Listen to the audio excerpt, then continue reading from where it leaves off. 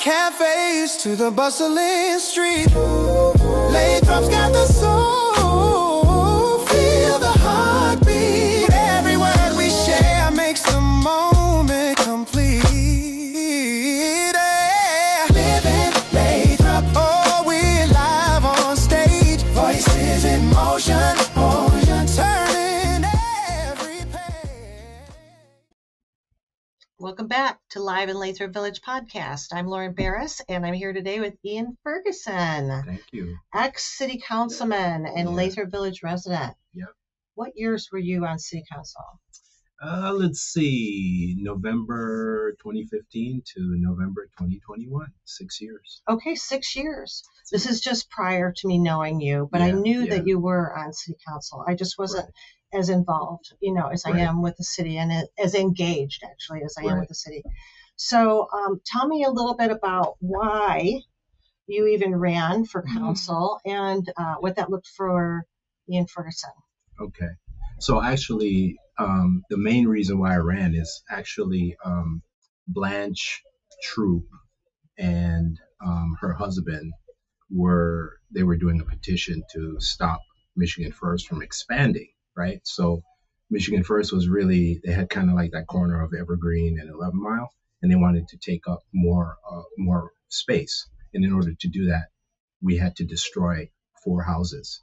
Oh. A lot of people don't realize that. So I had no interest in running for council. I was just sitting in my house, and Robert Troop rang my doorbell. And he said, "Hey, can you sign my petition?" I was like, "What's going on?" And he told me what was going on. I was like, "We barely have enough houses now, so why would we get rid of 4?" And he said, "I don't know, but right now 3 are slated to be destroyed, and we're trying to fight for the 4th one. And the 3 were sold to Michigan First, and they went on and they held the properties until they tried to get the 4th one, and the 4th one was owned by a resident still living there. Her kids were litigators, and it became a challenge for Michigan First. And so the more I dug into the situation, the more I realized that there was a lot going on, things that shouldn't be going on. And I just got more and more interested in the process of how corporations, because Michigan First is a corporation, LLC or whatever, how they can expand in the city, and there are right ways of doing it and wrong ways of doing it. I am not opposed for expansion.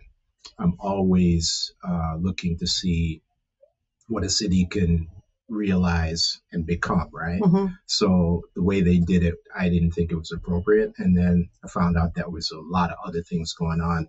Like those houses were sold by people who were really directly affiliated with member bodies or boards that were affiliated with Lathrup Village. And I thought that was inappropriate.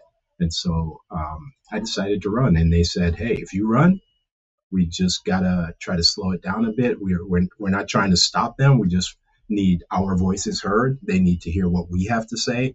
And that's basically what I did. I ran, and we got Michigan First at the table. Actually, literally where they lived, the troops and everybody else is right behind Michigan First. So there's a group of people that went to meetings with Michigan First and said, "Hey, you guys kind of cut us out of this thing, but here's what we want. We want it to look good also. You want it to look good. Here's our laundry list of things. Hopefully you can meet us in the middle or just flat out do it." And in the end, Michigan First accommodated most of that list, that checklist.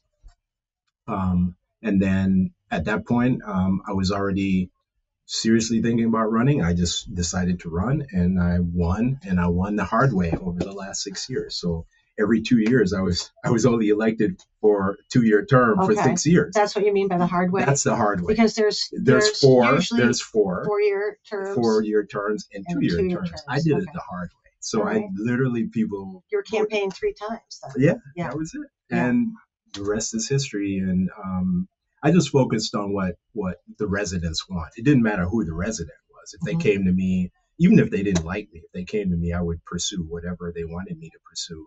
within reason, nothing ridiculous. Right. And, if it was already done, I would say, hey, this was done in 2002, and here are the results of that. And if you want us to take a different direction, come to the council meeting. Let's write out some things. Let's talk to the mayor. Mayor Brock was the mayor at the time. And, we can work together, because I'm all for working together with anyone, right? Doesn't matter what your political affiliation is, because you really technically don't need that when you're a council person. You don't affiliate with a Republican Party or Democratic Party or Independent Party. It's about the community. It's about the community you live in, and your neighbor that's going to see you at the park, with music in the park. You need to have some open dialogue with people who dislike you. Right. Or people who like you. Or I've seen people you who do don't it. know you. I've actually seen you do that, Ian Ferguson. Yeah. I think you do it really well. I appreciate it. I have, to this day, I'm not on council, but people still don't know me. And just based on what other people have said, oh, I don't like that guy. They've never spoken to me. They don't know what I like. They don't know what my interests are. They don't know if I have a kid or not. What they your don't know if I'm married, is. what my platform is. They don't know if I'm Democratic, Republican, or Independent. What do you think that is? Because people don't do their research. This is a perfect example, the Headley override. A lot of people didn't do their research. They just listened to one person. Someone posted an email list of things that weren't accurate, and everyone was like, oh yeah, I'm not voting for that. They didn't do any research. Yeah. And so that's how it is with council people in this little neighborhood. As long as one person says, I like that guy because he does this, oh, okay, I'll like him. Instead of doing the research, or I dislike this guy because he did this, like, okay, I'll dislike him. You got to do the research. Yeah. You have to say some experience one-on-one. I like that. I think the mayor is having office hours right now, or has pretty soon. Right. And it gives people an opportunity to just go in and talk to the mayor and ask questions. Right. I'm sure you did that. Yeah. And you were always available by email or something. Yeah. So if people have questions, if they're city officials or something that they're not sure of, you can go right to the person and ask. For sure. Exactly. You just go right to the person and you say, hey, this is what I want to talk about. This is the problem, and you're off and running. But so often I see that people come with grievances without actually checking in with the council person and saying, hey, I want to talk to you about this. Can we do something about it? Can we do something? Or I don't like your approach. Can we, or I dislike the way you even approached it. Like if someone came to me and said that, I'm like, okay, what's different? How can I do it differently? Because I work for you. Technically, I am working for you. So let's try to work something out. Instead of coming with a long laundry list of stuff that you can't get completed. Well, of course, you got to work with people. So you're still so much a councilman. And you're not on council, but it's just who you are. I mean, been like this forever. I know. I can tell you are. Thank you. Now, what I do know, some things about you, though, Ian, is that you are married and you do have a child, and she's in college. Yes, she is. And she's at Michigan State. Yeah, not proud or anything, are you? Yeah. So she's a junior at Michigan State. It's crazy. She's a junior. Yeah. But when you say freshman, sophomore, junior, senior, those are all relative terms, but you continue your education, right? Sure. And she plans on doing that. So yes, I have a wife, and lovely wife. How long have you been married? 31 years. 31 years. Yes. We've had a lot. Yes, thank you. We've had a lot of challenges over the last couple of years, but we're all together, and a lot of people know my story. So my wife has a brain tumor, and it's terminal, and we're living our life with cancer. We are. Yeah. And my daughter is living her life knowing that her mom is still here and celebrating every waking moment. And, this goes back to when people say, I don't like this guy because he said this, or this person said he doesn't like him. So you don't know the person. You don't know what they're going through. You don't know what they're going through. You don't know what their experiences are. The weight they carry. The weight, and people see me and they have no idea. And, if I don't say anything, I don't walk around with a big sign that says cancer in this family, I'm just a guy that lives in Lathrup Village, wanted to see Lathrup thrive and look beautiful. That's why I really ran for council, because we had all these issues going on, older buildings, and the owners of these buildings didn't want to maintain them. And we pushed and pushed and pushed. And you decided to put some skin in the game. Yeah, put some. I mean, that's it. I Yeah. see a lot of people complain about things, Right. and they don't do anything about it. Right. You put skin in the game, and that's major. Yeah. And if you have to step out for a while and pay attention to Yeah. something that's going on at home, that also says a lot about your character and who you are.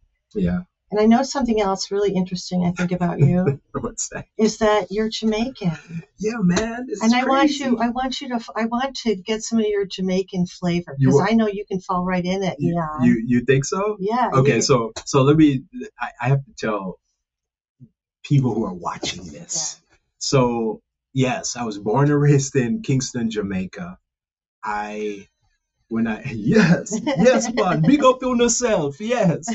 And when I graduated from high school, actually, I had a green card. When I graduated from high school, I joined the Navy. So I went into the Navy with a green card. Okay. I spent 6 years in the U.S. Navy with a Jamaican green card, with a resident green card. I was not a citizen. I was a resident of the United States. Okay.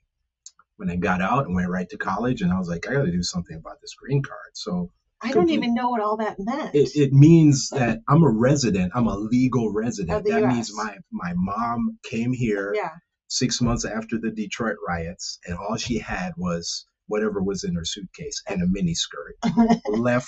left me and my sister and my two brothers in Jamaica and my dad, and started a life here. And 2 years later, she filed for us here and went out, and we got our paperwork together, and we landed in DTW, and we were residents in Highland Park, Michigan for many years. And we moved to Oak Park.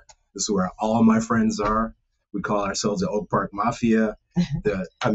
I can walk up to anybody that went to Oak Park schools, and they'll know me and I'll know them, and we just reminisce on how beautiful Oak Park is, and it still is beautiful. I love it. And I used to ride through Lathrup and just say, man, this is a beautiful community. I wonder if I could live here one day. As a 16-year-old, right? Never realized. I rode by my house on Lathrup Boulevard when I was like 16. Never even knew what it was. Never even say that's going to be my house. Right. And I remember riding by that down. house. I was like, this is the ride I used to take before I got to Pierce. Oh my God! Those are dreams come true, though. Those are dreams, man. Dreams. When you look now at you've been here how long? Over 30 years? Well over 30. Okay, you look at your life here now, 30 years. Yeah. And you raised a family, and you were a councilman. And what do you love? I mean, there are challenges here. I don't see any challenges. I see opportunities, really. I love that. I do. What do you love about Lathrup Village? I love the fact that the vast majority of Lathrup villagers, I'm talking about the percentage of Lathrup villagers, are proving critics wrong, right? Like, so there are a lot of people that have grown up in Lathrup over the 40s, 50s, 60s, still live here, and the change is real for them.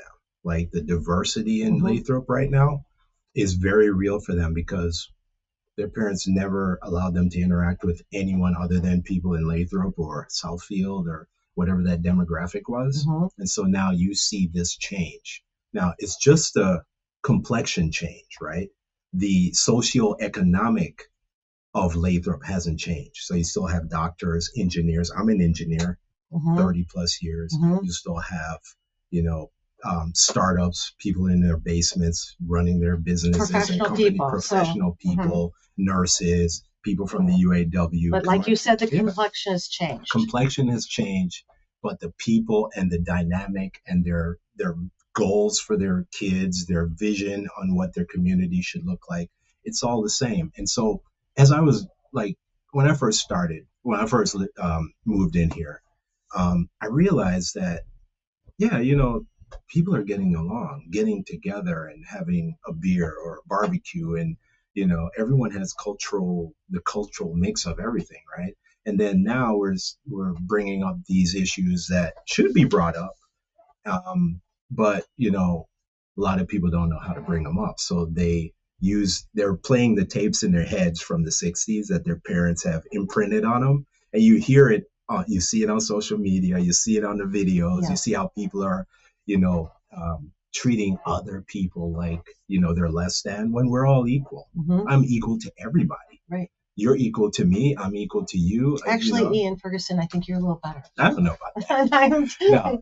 But the problem in society now is that we now have to start talking to each other, because I see, and coming back to your question, I see that Lathrup is like a Rosewood, and it's like a Black Wall Street now. It still has the same demographic: doctors, lawyers, engineers, chemists, those kind of people living in the community. The only difference is we're now like breaking bread with everybody. Back then in Rosewood and Black Wall Street, you couldn't do that. There was a clear demarcation of where you should live, where you shouldn't live, even though the money was flowing within that community, but you couldn't go into another section of that city to spend your money, which now you can spend your money anywhere. So people with an open heart always lead with an open heart, and people who have been closed-minded and realize, holy cow, I got imprinted by wrong information. Like, this person's actually smart. And holy cow, he's what? He's doing this. He's doing, how's that? And then you start talking to that person, you realize, God, for decades I thought this, and I saw that on TV, and it does not, it's not calculating that it's accurate, and you as a human being realize, I need to calibrate, and I need to be more of a respectable person. I need to be more of a person that someone can count on me, no matter what they look like, no matter what their, genetic makeup is, no matter, what their preference of sexual orientation, none of that, right? Right. So that's what I see. And I've mentioned this so many times about Rosewood. I've given the analogy, and it clicks all the time when everybody hears it. When you do history, when you speak of American history, because it's all American history, right? Because we're talking about Black history and American history. Right. It's all American history. It's all American history, but we've been denied. Yes. We've been denied Black history. Right. I know so little about Black history. But here's the thing. Every day you learn one thing. Yeah. If you learn one thing every day, you're going to fill in the blank. The pie will ultimately be filled in. And that's how you got to approach it. Like, Louis Latimer created the carbon filament, and Thomas Edison's really incandescent bulb didn't work but 2 seconds without the carbon filament. Louis Latimer was an African-American engineer that supervised the lighting of New York and Paris and DC. Wow. So a lot of people don't even know that. Like, what? I didn't. Like, how do I know that? Yeah. You know what I mean? Like, come on. Garrett Morgan, who invented the traffic light and the air brake on the train, African-American guy. How come I don't know that? Because it wasn't taught to us. We were denied Black history. But this whole history thing is going to come full circle, because you can't say, the traffic light was invented and it's a great invention. Oh, who invented that? Oh, really? Like, that's how the information gets spilled out, right? Like, it eventually comes out. And now that we see more intelligent, the intelligentsia of people not trying to separate themselves and saying, you know what, we all got to get together. We all got to make sure that our kids get educated correctly, because we are living in a global community. And if my kid goes to Paris, France to learn, and the Parisians know about African-American history and my kid doesn't, that's a problem. It's a problem. No matter if your kid is white or Black or Indian or Asian or, you know what I mean? Like, it is a major problem. So now we get together and we do this. We talk about our community and how things are going, and, good to go. Yeah. I love it. Yeah, I think I'm good with what the future looks like. I just think all of us collectively get together and point out the wrongs and how to fix it. Right. That's what we and be vulnerable enough to understand that we all have implicit bias. Yes. And we can, when we learn about that, we can confront it. Yeah. Right. I've had a lot of implicit bias on me. It's very interesting stuff over the many years. So Yeah. Well, you understand what I'm talking about. I totally understand. Well, thank you, Ian, Is for this taking it? the time. This is it. I'm afraid. Wasn't I'm this afraid. fun? I loved it. I know. loved Thank it. you so much for coming No and problem. talking to us. No And problem. thank you for tuning in. Please hit that subscribe button and stay tuned for our next episode. Yes. Thank you. Thank you.